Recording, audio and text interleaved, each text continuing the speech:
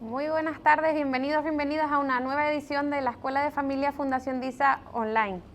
Hoy tenemos con nosotros a Daniel Mesa. Daniel o Dani, como lo llamamos habitualmente en la Fundación, tiene formación musical, teatral y es un experto en usar la risa como herramienta, como excusa en muchos casos para trabajar en multitud de proyectos y de colaboraciones. Es un colaborador habitual de algunas iniciativas de la Fundación DISA y hoy está con nosotros para hablar del juego. El juego, como diría nuestro admirado y referente en muchos de nuestros proyectos, Francesco Tonucci, es una de las experiencias más importantes de la vida de un niño y por tanto del adulto que pasará a convertirse. El juego es una forma perfecta para aprender, para relacionarnos con el entorno y sobre todo en el ámbito en el que estamos de este proyecto de Escuela de Familias es una herramienta y una excusa perfecta para pasar tiempo de calidad con nuestros niños, con nuestras niñas, con la familia en general, no solo pensando en la edad de los más chiquititos. De eso nos viene a hablar hoy Dani y esperemos que tengamos mucho que aprender de lo que hoy nos va a contar. Todo tuyo. Lo intentaremos, gracias. Muchas gracias por tus palabras y por esa presentación. También empezar un poco agradeciendo, porque creo que también es educativo, ¿vale? Creo que vamos a empezar un poco por ahí, creo que es de alabar el que no solo critiquemos y pongamos quejas de reclamaciones, sino que también agradezcamos las buenas iniciativas, el trabajo, el seguir llevando adelante. Entonces, bueno, gracias por contar conmigo, gracias a la Fundación también por este estilo de proyectos y al equipo humano que conforma todo el equipo y que detrás de las cámaras no se ve, pero que bueno, que sin ellos evidentemente no estaríamos aquí, ¿vale? También me gustaría puntualizar, Sara, cómo enfoco yo un poco las charlas, ¿vale? Yo en principio todo lo que voy a contar lo baso directamente en mi experiencia, por un lado personal, como hermano de una familia de 4 varones, por otro lado como padre de familia de mis 2 hijas, tanto Daniela como Alejandra, que ya tienen 14 y 9 años, y por otro lado a nivel profesional como payaso, pues he estado siempre durante estos últimos 20 años muy cercano al juego escénico, al juego en familia, y también he descubierto que el juego es una de las herramientas humanas y animales, hay muchos animales que juegan, que traspasan fronteras, y ahí me parece muy interesante porque fuera de Canarias, fuera de España, en mis viajes fuera, en Asia juegan a cosas que también jugamos aquí y producen los mismos beneficios. Cuando estuve en Senegal, en África también se juega y es una de las premisas que siempre me gusta, es que no hay niño o niña al que no le guste jugar, ¿vale? Es innato, igual que nos gusta reír, igual que nos gusta la simpleza de las cosas, nos gusta jugar. Ojo, a nivel familiar es cierto que culturalmente, socialmente, pues hay diferentes estilos, hay diferentes formas, y por eso también la charla nunca me centro en nada muy concreto. No voy a hablar de ningún sistema educativo, de ningún recurso concreto, de ninguna ideología, sino un poco de la simpleza, que como payaso es a donde siempre me voy, y es el jugar, el juego y el placer, ¿vale? A partir de ahí empezamos. Y también, como yo soy un poco corto, me gusta irme y unificar criterios contigo como parte y con los espectadores y con la familia. Entonces creo que la mejor manera siempre es buscar el significado de las cosas, que a partir de ahí es enriquecedor que surja el debate, pero me interesa saber qué es el placer, saber qué es el juego y así entender o unificar un poco las definiciones. Me he ido al diccionario y como placer tenemos eso que agrada o que da gusto. Eso creo que lo entendemos todos, sabemos lo que es el placer y sabemos por lo tanto que va a ser una actividad placentera, ¿vale? Como juego, tú has dado una definición mucho más culta y mucho más elaborada, pero me voy a quedar lo mismo, con la simpleza de que el juego es esa acción, ese elemento que nos permite jugar. Por lo tanto tenemos que ir a qué es jugar, y como jugar, aquí sí que empieza ya lo interesante. Jugar define la RAE, que es hacer algo con alegría, con el fin de entretener, divertirse y que además a desarrollar capacidades.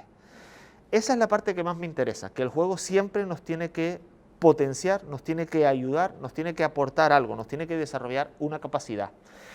Y a partir de ahí es donde ya las familias tenemos que tener un poco el ojo de ver qué le aporta el juego o qué deja de aportarle y saber si es una actividad que la está haciendo placenteramente, que le está aportando entretenimiento, pero además que le dé algo más, ¿vale?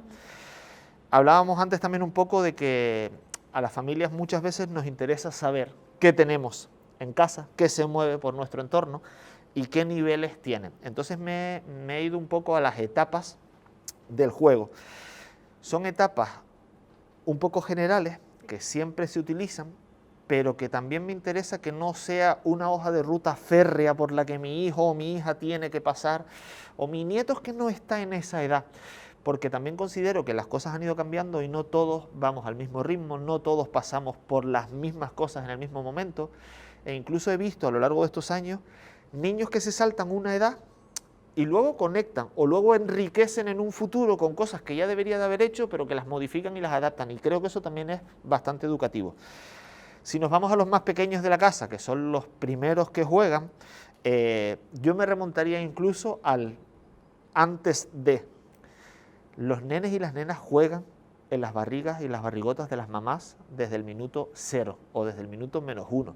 Se les estimula con música y vemos cómo danzan, cómo bailan, cómo articulan movimientos. Yo creo que desde ahí ya podemos, las familias, educar a ese juego que tiene un tiempo, que tiene un espacio, que tiene un ritual. Ahí ya hay placer por jugar y por compartir esa acción. O sea que yo invito a que desde los primeros minutitos, papi, mami, abuelo, los hermanos mayores interactúen con esa barrigota, aportando ahí ya riqueza y placer de jugar. Sí que luego, la primera etapa, que es un poco la sensoriomotora, nos vamos de 0 a 2 años, y esa, bueno, pues tenemos un poco la visión de los nenes y las nenas juegan con lo que es su cuerpo y con los sentidos que tienen alrededor, ¿vale? Se estimulan pues con efectos visuales, el famoso jueguito de cuando le movemos un objeto y se desplaza, empiezan a activar el sonido, incluso les gusta muchas veces y están jugando ese lloro que hacen, pero que no es un lloro de dolor, sino que están ahí jugando con su voz, con los volúmenes, se escuchan, ¿vale? También es interesante todo lo que es el tacto, empiezan a tocar las cosas, a través del tacto ellos también descubren frío, calor, rugoso, liso. Entonces hay que aportarle a esos bebés elementos, pero con cuidado, porque también hemos llegado al punto de llenar la cuna de 30.000 objetos para que no se aburra. Y yo tengo una experiencia concreta que a lo mejor ayuda. Si tú a un bebé, lo he hecho yo en primera persona, haces con un pompero 25.000 pompas, no las valora, se pierde y ve que todo se ha convertido en pompas.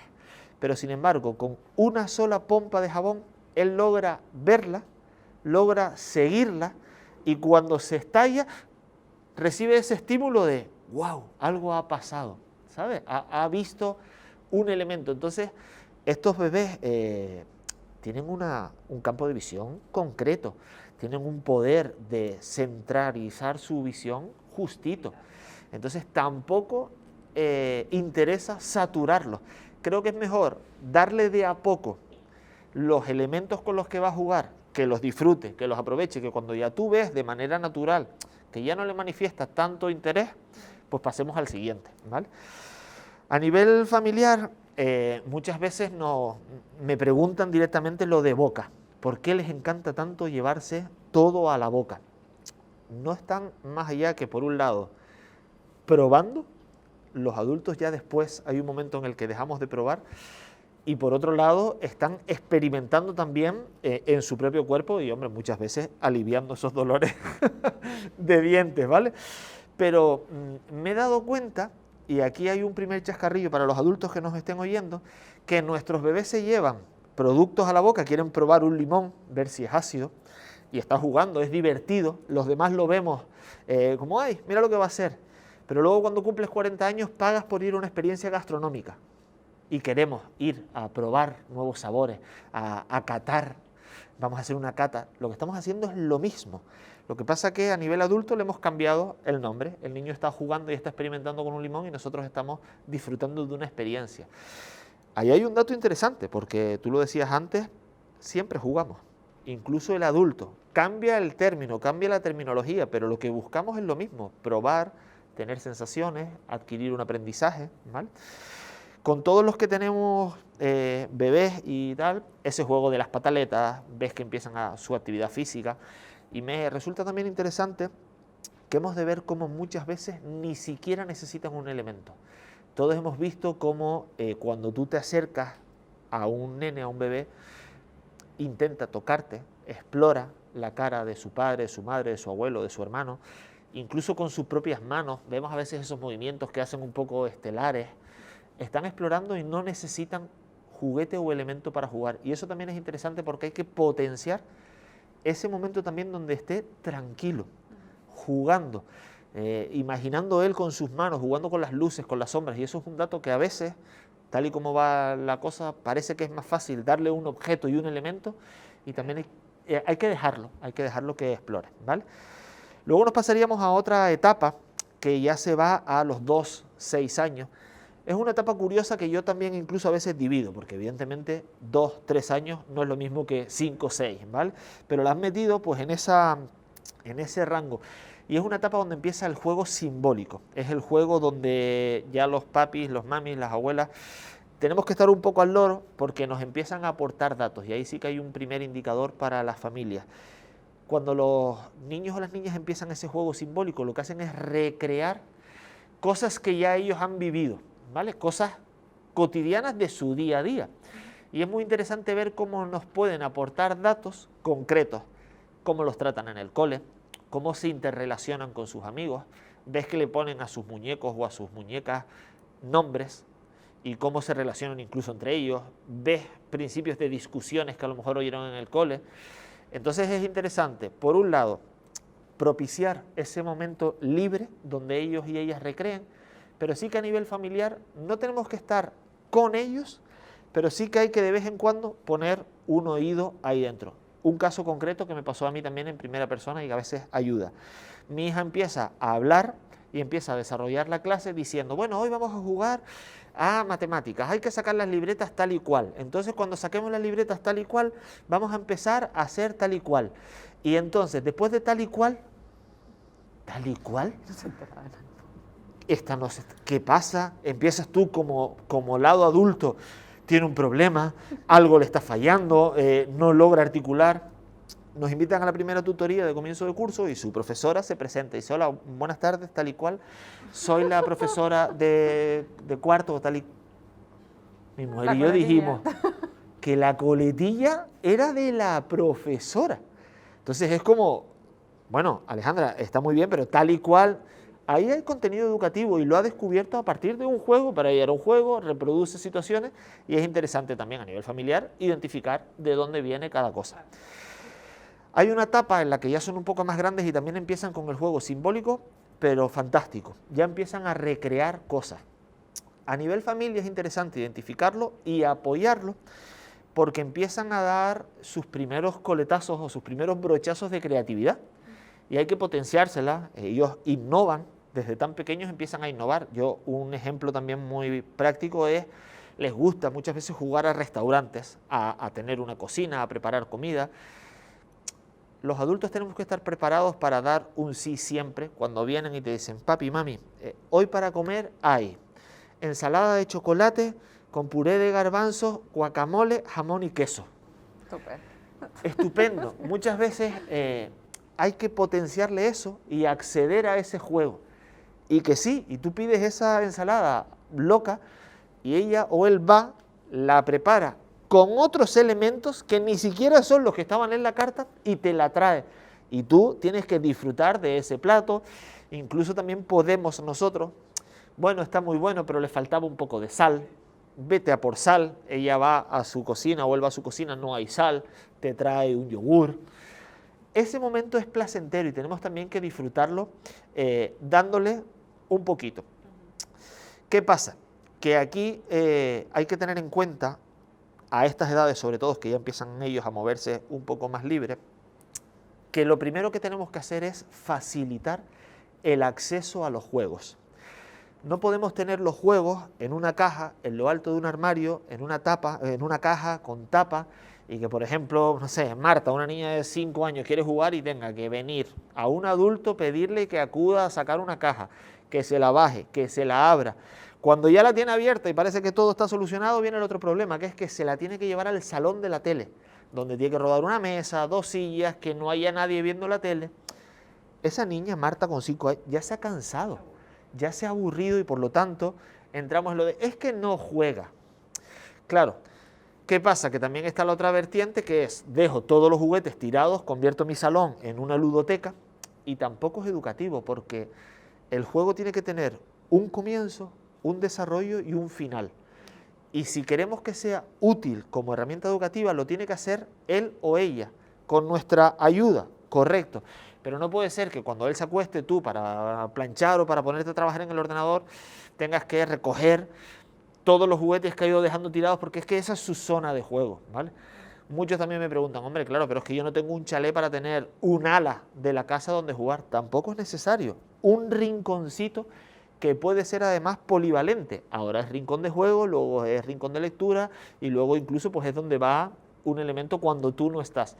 Pero sí que como familias tenemos que poner los juguetes, los juegos, los elementos cercanos, accesibles, que además ellos sientan ese impulso, porque hablábamos al principio, que es natural. Voy a jugar, dispongo de X tiempo, y que simplemente vaya, coja un elemento y ya esté, ya el juego haya empezado en esa euforia de vamos a jugar, ¿vale? También aquí es interesante que en estas edades, que hablamos a lo mejor hasta de los 6 añitos, que los elementos que le demos sean elementos de calidad. Y no tiene por qué estar vinculado al marketing o al comercio, sino que sean juegos de calidad educativa a su nivel. Hay muchas veces que pecamos en lo de, está este juego en casa, se lo voy a dar, y se aburre.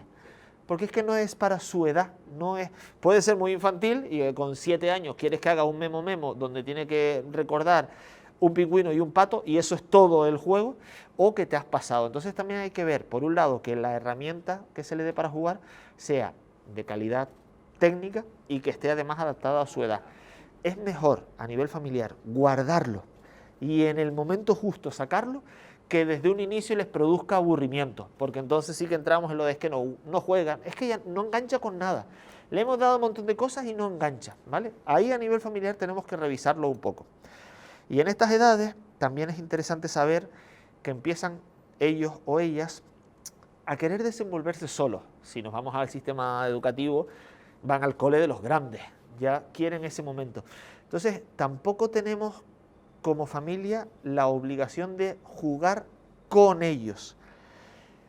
Entiéndase que no es todo el rato. Es muy útil que a ti adulto también te vean en el suelo jugando y recreando, pero tampoco es necesario que estemos siempre. Y muchos de los padres, madres suelen decir, ya tengo yo bastante como para ponerme a jugar con él. Claro, es que ahí ya hay un problema, porque el que ha de jugar es él, ella. Tú has de darle las herramientas, el espacio, supervisarlo, apoyarlo, pero no es necesario que la acción siempre sea juntos, sino que hay momentos en los que sí puedo y hay momentos en los que no, ¿vale? Y eso también es una cosa interesante, porque si a esta edad eso no se potencia bien, ya con 10 años, si ya no ha adquirido esos hábitos, se puede adquirir en cualquier momento, pero como que ya cuesta un poco más, como todo, ¿no? Si no aprendes a montar en bici a X años, con 30 puedes, pero ya hay otras cosas que te echan un poco para atrás, ¿no? La caída parece que duele más, a ver si me van a pillar y tal, ¿vale? Bueno, nos iríamos a otra edad que ya es mayores de 6. Aquí empieza el juego que a lo mejor nos es más cercano a nosotros adultos, que es el juego de reglas. Ya ellas empiezan a entender perfectamente turnos, rondas, a quién le toca, a quién no. Y aquí a nivel familiar, más que hablar de juegos que luego hablaremos, me interesa que veamos lo importante que es definir esas reglas. A estas edades es la típica discusión de niños que discuten jugando. Y a nivel adulto tú sientes que has de ir y solucionarlo.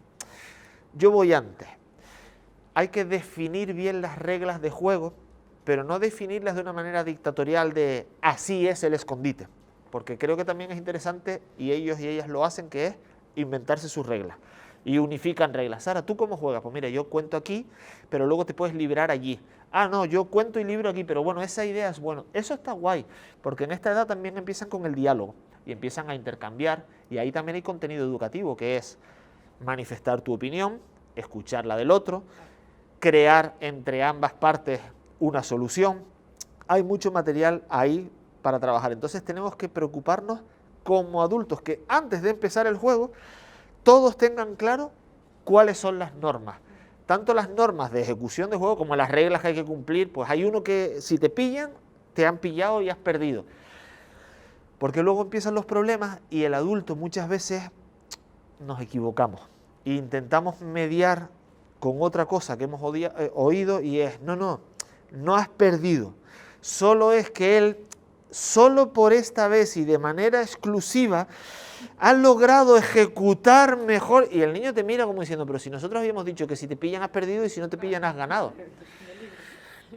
Ahí los adultos, creo, por un lado, es esa frase que nos decían de no te metas, que lo solucionan los niños, pero porque ellos tienen otras herramientas que son las que van pegadas a ese juego. Y tú entras desde fuera y muchas veces no ayudamos, sino que entorpecemos. ¿Cómo lo podemos solucionar? Pues bueno, encargándonos antes del juego de supervisar un poco. Van a jugar al escondite. Oye, Sara, ¿tú cómo juegas? Pues mira, yo así. Pues mira, Marta, Sara, Daniela, vale, pues venga. Pedro, ¿tú cuentas? Ya está. Si ya ellos lo tienen claro, no pasa nada. Yo soy un fiel defensor de que los valores tienen dos caras, siempre. Y creo que ahí también, como familia, tenemos que encargarnos de enseñárselo así a nuestros hijos o a nuestras hijas y que vean que el fracaso, el perder, por un lado, es parte del juego y que por otro lado, el que gana, sí que es cierto que no puedes entrar en esa chulería, en ese daño de yo he ganado, pero sí que hay que potenciarle que lo ha hecho porque ha ejecutado mejor esas normas, se ha esforzado mejor en buscar un mejor escondite, se ha rodeado de compañeros que tienen una buena estrategia. Creo que si todas esas cosas se le da la vuelta, puedes potenciar al que no ha ganado en esta ocasión a que piense y diga, claro, es que me tengo que esconder mejor, intentar esconderme yo solo.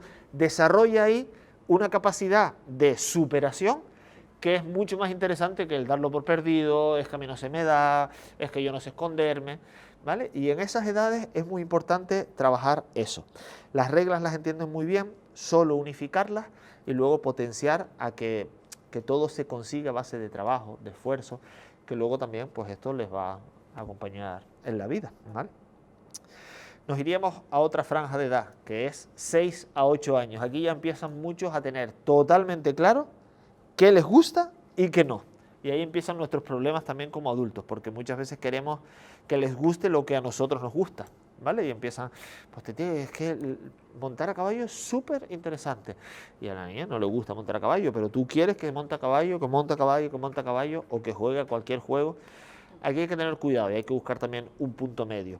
También hay que, a nivel familiar, saber que a estas edades ya saben manipular cartas, ya saben mezclar, ya saben repartir el juego, ya venían de la etapa anterior con las reglas, entonces ya empiezan a tener un poco de mayor atención, ya saben estar un rato concentrados, ¿vale? Y a partir de ahí, pues empiezan, por un lado, a partir de los 8 añitos empiezan las prácticas deportivas como juego, ya les gusta algo que sea un poco más físico, que sea más activo, y por otro lado, si enganchan con juegos de mesa, con juegos de lógica, con juegos de estrategia, podemos incluso enriquecer algunas asignaturas, incluso algunos contenidos académicos a través de juegos. Pues no les gusta la lógica, pero hay juegos que desarrollan la lógica y a esas edades ya lo empiezan un poco a aguantar, ¿vale?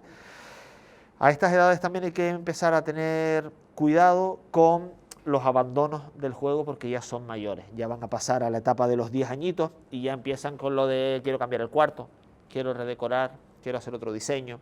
Y empezamos también los adultos a ver cómo los juegos vuelven al punto que decíamos antes, ya no están accesibles, ya no están en casa, ya tienen que ir al trastero a buscarlo.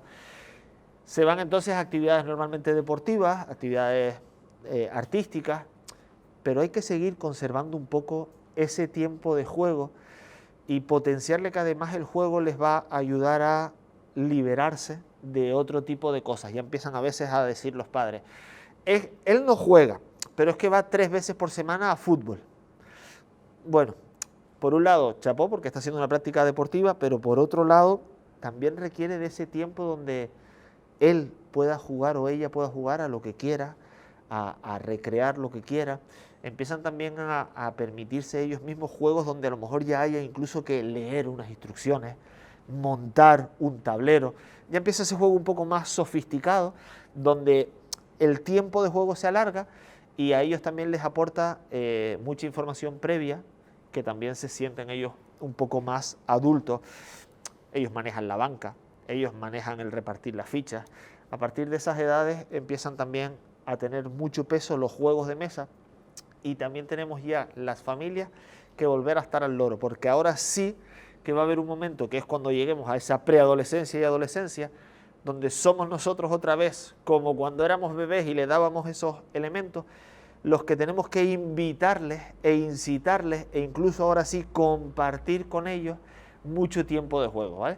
Llegamos a la edad de adolescente y preadolescente, donde ya no juega, tiene 9 años, ya él no está para jugar. Eso es como el anuncio aquel, error, totalmente, ¿vale? Sí está para jugar, sí necesita jugar, además incluso en la preadolescencia y en la adolescencia se terminan de formar esas personitas del mañana, y hay que dotar entonces esos juegos de un valor educativo casi que extra. La empatía, la sinceridad, la confianza en tu compañero, me ha hecho el gesto, ya lo tendrá. Si jugamos al cuadrado, si ya te están haciendo la orden de las cartas, ¿sabes? Tú tienes que confiar, y entran en esas edades en las que no puede tenerlo ya, ¿cómo lo va a tener? ¿Vale?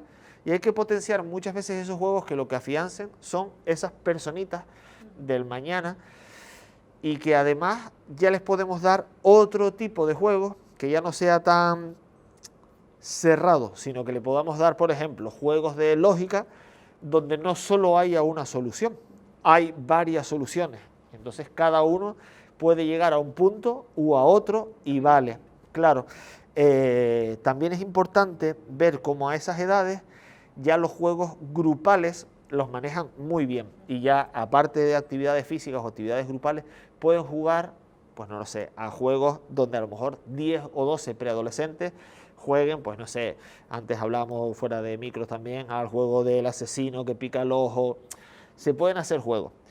Y también es interesante que todo por ahora lo hemos centrado a un espacio y a una zona en casa, pero a estas edades también se puede salir fuera, a las anteriores evidentemente también, pero podemos ganarnos a un preadolescente yendo a un escape room, esos juegos de moda que se han puesto, y no deja de ser un juego fuera de casa, pero es una actividad. Nos podemos ir a un karaoke, vale, que es musical, pero lo podemos enfocar como un día de juego musical. Van a haber 2 equipos, hay uno que gana, otro que no, el que gana elige la cena, no lo sé, podemos apoyar un poco por ahí. Y los adolescentes ya metidos de lleno en su adolescencia, creo que las familias lo que tenemos que hacer es adaptarnos un poco a los nuevos tiempos. No pasa nada porque durante un tiempo concreto y en un espacio concreto estés jugando delante de un dispositivo, porque hay juegos interesantes, hay herramientas interesantes, pero igual que hacíamos en el juego simbólico las familias de escuchar un poco qué sucedía, lo que no vale es, yo no sé qué hace, él se mete en el cuarto, está 8 horas ahí dentro, y yo la verdad que, ¿y a qué juega? No sé, él está con la Play, él ya está con un dispositivo y no sé. Ahí como familia hay que revisarlo, porque yo, por ejemplo, los TikTok que están muy de moda, son interesantes, son útiles si lo sabes enfocar, y que tú seas también parte de ese baile, y que dentro de todos estos 8 hay un 6, busca el 6 dentro de los 8, bueno, los tienes ahí un rato entretenido. No es un juego largo y duradero, pero tiene el mismo contenido. Se entretienen, se divierten y les desarrolla una capacidad. O sea que con los dispositivos hay que estar un poco al loro, porque sí que hay cosas, pero tenemos nosotros también que mediar un poco. Terminamos la adolescencia y la preadolescencia y parece que ya no se juega. Y hablábamos antes de lo mismo, los adultos jugamos. Lo que pasa que a nivel adulto normalmente nos olvidamos de ese niño, y lo que hacemos es autoengañarnos y cambiamos las palabras para que suenen mejor. Pero practicar pádel 2 veces por semana es jugar al pádel. Se iba a jugar a fútbol, se iba a jugar a baloncesto. Es que yo juego, no deja de ser una actividad que entretiene, divierte, tiene unos objetivos y tiene unos resultados. Lo mismo lo tiene un memo de patos y de pingüinos, lo mismo. ¿Qué pasa? Que asociamos como que el juego es solo de niños y lo otro son actividades. Ahí también entran muchas veces los preadolescentes y no pasa nada por dotar a la palabra de su significado.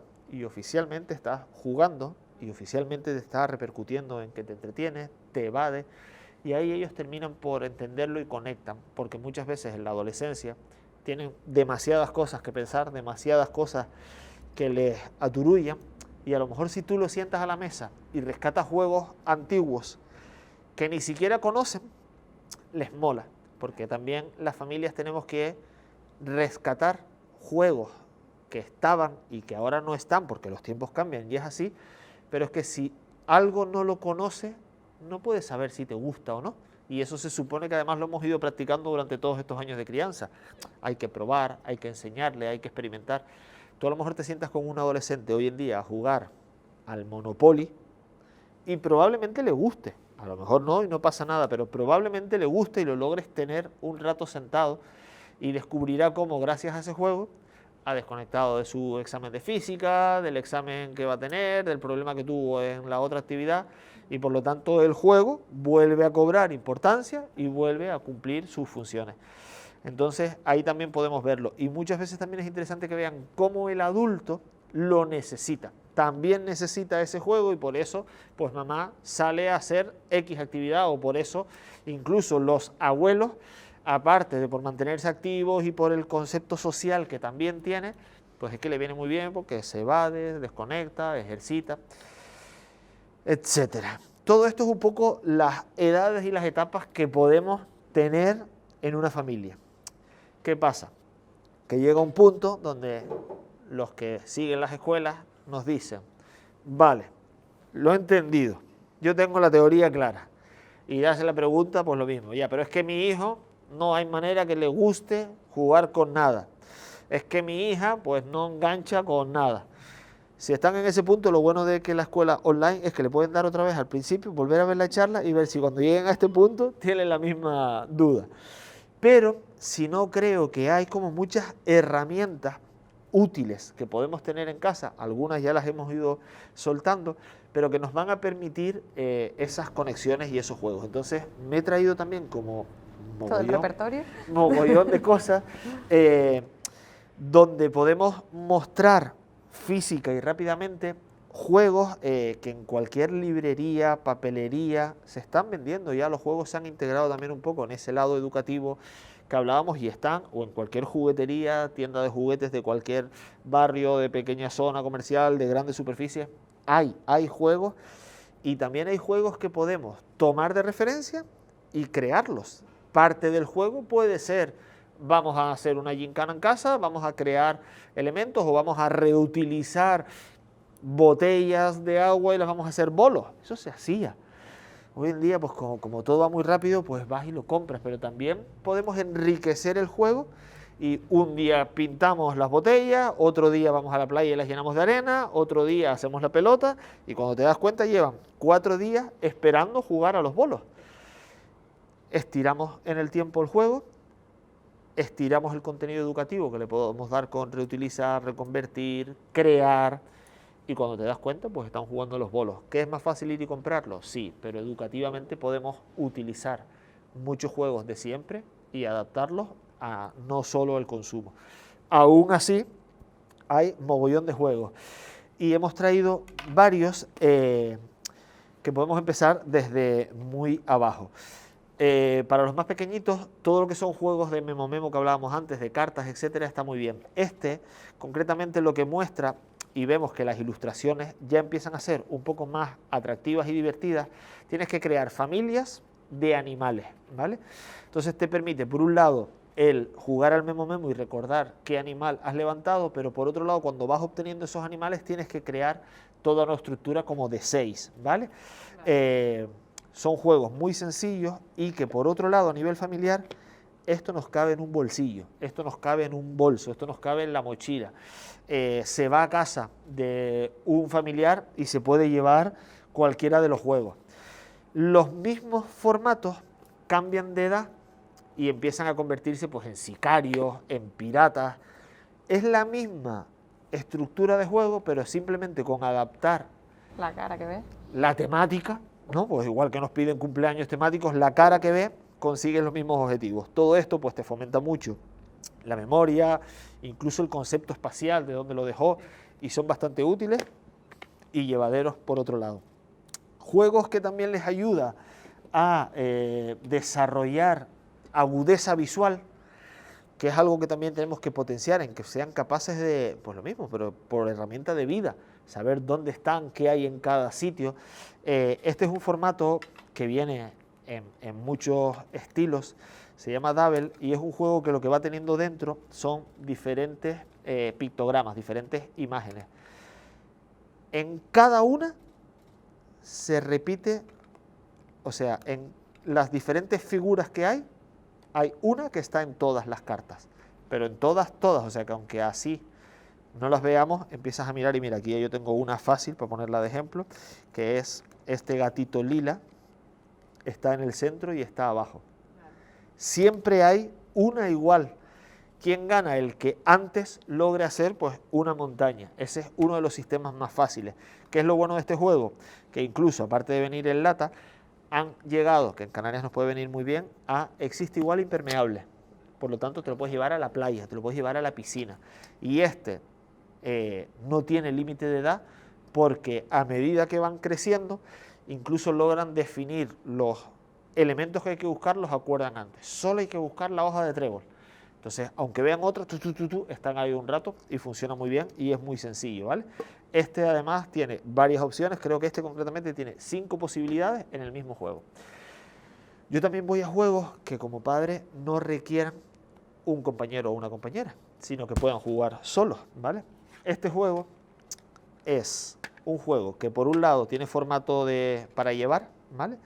Y les viene muy bien porque, aunque sea un puzzle, las figuras ya vienen montadas y tienes que encajarlas. Aquí está el formato fácil, pero tienes todas estas opciones para montarlo. ¿Qué es lo bueno de este juego? Que viene por niveles. Viene un nivel que es muy sencillo, que evidentemente ahí pone Starter, va subiendo a Junior, va subiendo a Master, a Experto. Entonces también te permite, por un lado, jugar tú solo y por otro lado, hacerlo en familia. Esto puede estar en la mesa siempre. Tú llegas, haces una jugada y marcas. La jugada 15, papá. La jugada 18, el abuelo. La jugada 21, tu hermana. Vas viendo qué nivel va teniendo cada uno, incluso vas entrando en él. No me corresponde a mí, pero vamos a ver si yo logro superar lo que hizo papá. Y tienes un juego que lo puedes llevar y que en cualquier momento también, por otro lado, puedes usarlo en familia. Luego llegamos a la etapa que hablábamos antes un poco de los juegos de mesa. Aquí hay varios, bueno, estos son más juegos también para llevar en el coche, que tienes que sacar fichitas. Los juegos de mesa, aquí llevamos a otro nivel ya un poco más complicado. Este de abajo, el Catán, es un juego muy familiar, es un juego de estrategia y que una partida te puede llevar 2 horitas y media, 3. Está muy bien también educar a hoy domingo por la tarde, el plan va a ser jugar. Y preparamos entonces pues, un gran espacio de juego, preparamos merienda apta para el juego, preparamos incluso todo ese ritual que vamos a estar 2 horas sentados y desarrolla mucho la capacidad de la lógica, porque tiene incluso comercio, hay que comerciar con piezas, hay que comprar productos, pero funciona muy bien. El Dixie, también es otro de los clásicos para jugar en familia, pero también me interesa que veamos muchos juegos que teníamos en el pasado y que no usamos y que han entrado un poco en desuso por mercado, pero que siguen funcionando. Yo, por ejemplo, el Pictionary es un juego que si te gusta, el Gestos es un juego que está ahí, el Uno, el de las cartas, es un juego que siguen estando ahí. Yo he traído que es para edades un poco más pequeñas, pero lo puedes usar. Tú llegaste a jugar al de apretar la ranita y que cayera, o sea, esto se sigue comercializando, se sigue vendiendo, no es un elemento de coleccionista, y esto volvemos a lo mismo. Gusta a la edad a la que tú como adulto también enseñes. Al principio puede ser simplemente introducir las fichitas, pero también puede ser el por un tiempo, un crono. Podemos darle mucho contenido y está muy bien, ¿vale? Luego, ahí debajo hay otro, que es el Simon, que es un juego musical que nos permite también jugar en familia a marcar ritmos. Este también tiene el valor de que lo puedes hacer tú solo o lo puedes hacer por turnos, es decir, yo voy marcando, incluso que cada persona se lo vayan pasando y vayan teniendo los 4 y tenemos ahí para rato. Hay un juego que este sí que me parecía interesante que está por aquí, ¿vale? Hay 2 que son interesantes. Esto es un juego para familias y es un juego de los primeros que vi con que oficialmente es para trabajar las emociones. El Iconicus es un juego que lo que trabaja es con una imagen, con un pictograma, tienes que defender o argumentar decisiones vitales. Pero verás que los pictogramas son muy sencillos. Un faro, un punto de mira. Pero con esto tienes que responder preguntas del estilo de ¿qué harías si en tu día de cumpleaños se estropea el coche de tu padre y no puedes? ¿Cómo te sentirías si pasa eso? Pues con esto, que tú tienes 3 o 4, tienes que elegir qué creo que me identifica más y luego defenderlo, porque luego la persona que lo elige dirá, ¿quién puso esto? ¿Quién logró definir que su sensación de impotencia, rabia, ira, era 2 piezas de una máquina de engranar? Esto ayuda a, por un lado, identificar emociones, identificar esas sensaciones que a veces nos pasan de una manera muy lúdica, te ayudan a explicarlas, y como lo haces desde una manera, pues yo puse una calavera porque pienso que... Y por otro lado, familiarmente, que es por lo que más me parecía interesante, a ver la cercanía que puedes tener o los diferentes puntos de vista que pueden haber. Tú, por ejemplo, Sara elige esta lavadora y yo no lo había pensado, pero cuando a lo mejor te oigo a ti explicar que es que he elegido una lavadora porque creo que si le das 3 vueltas a las cosas, a lo mejor encuentras, digo, ostras, claro, el centrifugado de la lavadora hizo que Sara piense que... Y a partir de ahí tú dices, bueno, yo no lo hubiera pensado, pero siento cercanía y es verdad.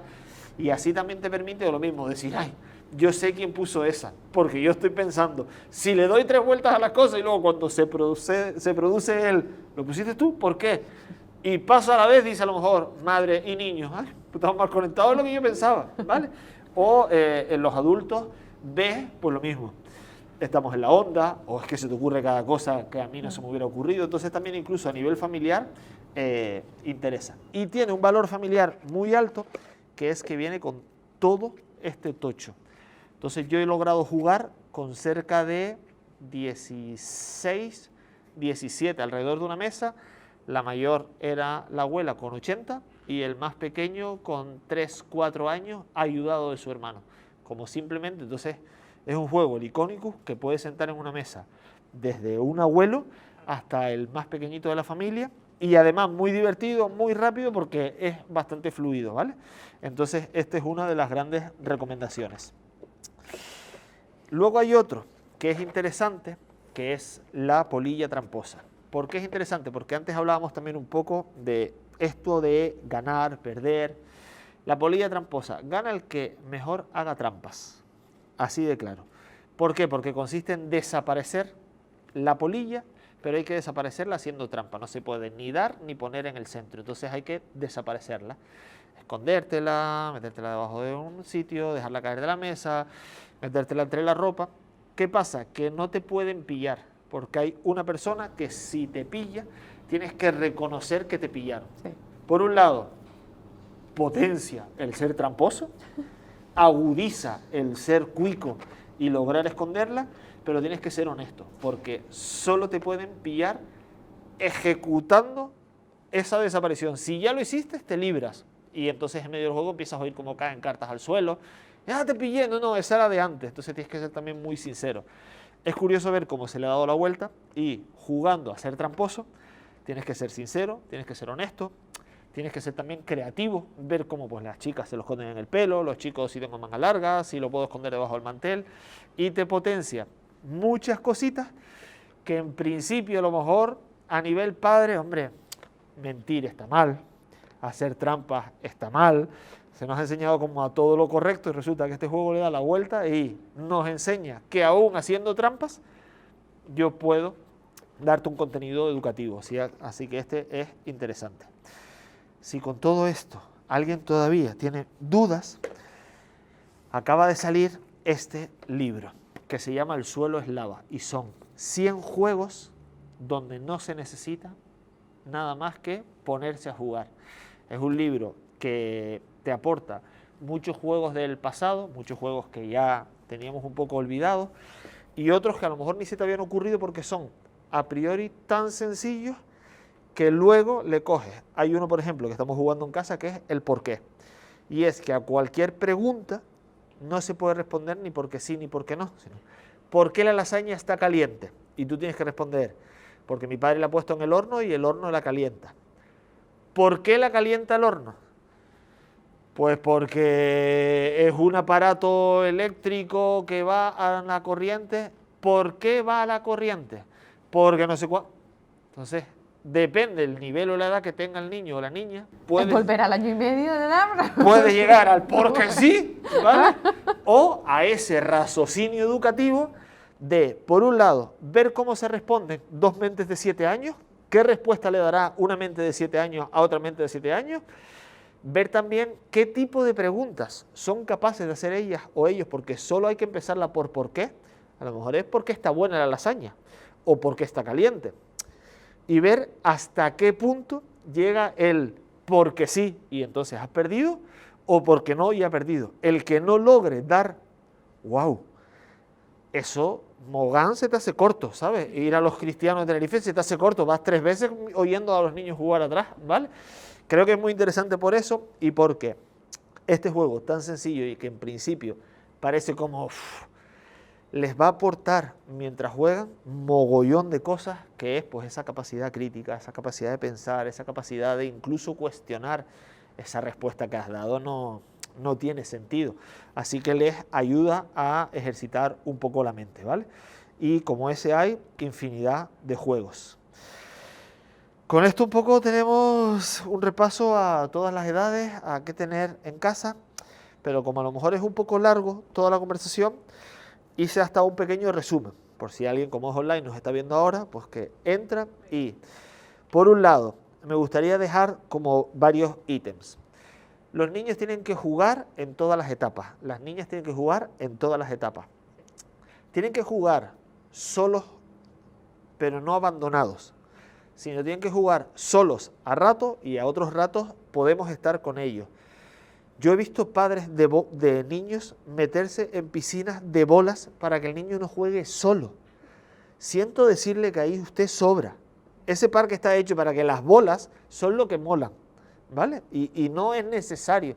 Es que le va a pasar algo. También le pasaba a nuestros abuelos jugando en los cercados y ahí están.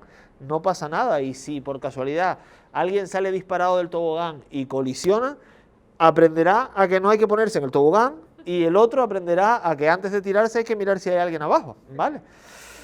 Tenemos que ofrecerle en nuestro núcleo familiar espacios seguros y accesibles, donde los juegos estén al alcance de los niños.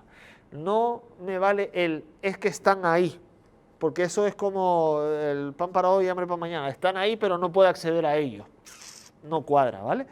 Por otro lado, hay que saber qué tipo de juego es para cada edad y para cada gusto. Puede tener 8 años y le encanta jugar a cosas de niño mayor, o puede tener 12 años y jugar a cochecitos y a figuras de Lego. No pasa nada, ¿vale? Porque van a aprender y nos van a enseñar cómo un mismo juego se puede enfocar desde diferentes puntos, ¿vale? Tenemos que tener también especial atención en no hay edad en la que el juego se pare, y entonces vuelvo a la de error. Los adolescentes y preadolescentes necesitan jugar, necesitan además que ese juego les aporte y les siga aportando cosas en su caos de adolescente y preadolescente, y es interesante que también nos vean a nosotros, familia, como referentes, ¿vale? Familia que juega unida, familia que permanece unida, ¿vale? Familia que se sienta en una mesa a compartir un juego no solo está compartiendo ese juego, evidentemente está compartiendo todos esos valores y está también fortaleciendo la unión familiar gracias a un juego, ¿vale? Y eso además no me lo invento yo, eso ha sido así toda la vida. Nuestras familias se sentaban a jugar alrededor de una mesa, se compartía gracias al juego muchas cosas y eso ha de seguir siendo así, y como familias mi idea es un poco lo mismo. Existen herramientas, existen cosas, sé que a veces no es fácil, pero creo que hay bastantes sitios donde ir o bastante información, y por otro lado hay que tener ese instinto natural. Tú como padre, madre, abuelo, tía en la familia, sabes qué te gusta a ti. A lo mejor a partir de ahí podemos encontrar el qué le podría gustar al niño o a la niña de la familia, ¿vale? Poco más, no sé si ha sido... Nada más y nada menos. Nada más y nada menos, ¿vale? Muchas gracias, Dani. Sí, nada, en principio... Invitamos a la gente que nos vea en las redes a que si hay alguna duda o consulta que quiera lanzarte, pues que nos las lance por las redes, que prometemos darle la lata para que las conteste. Seguro que sí. Y por parte de la Fundación DISA nada más, muchas gracias por estar con nosotros una sesión más y hasta pronto. Muchas gracias.